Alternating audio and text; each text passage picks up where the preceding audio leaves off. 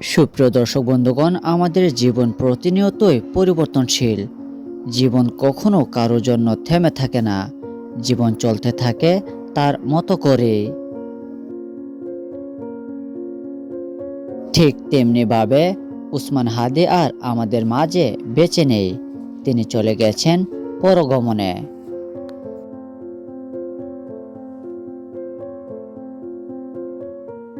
আপনারা হয়তোবা জেনে অবাক হবেন যে উসমান হাদির মৃত্যুকে কেন্দ্র করে চলছে নানা ধরনের আলোচনা এবং সমালোচনা।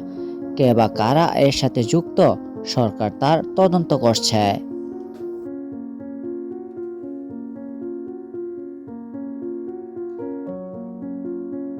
বাংলাদেশের জনগণ এটা দাবি করছে যে উসমান হাদির মতো লোক থাকা বাংলাদেশের জন্য প্রয়োজন। সবাই চায় আমরা তাদেরই পাশে আছি যে বা যারা দেশকে ভালোবাসবে। ঠিক তেমনিভাবে উসমান হাদি আমাদের মাঝে তেমনি একজন ব্যক্তি, যিনি নাকি নিজের স্বার্থ নয় বড় জোর দেশের স্বার্থের জন্যই কথা বলে যাচ্ছিলেন।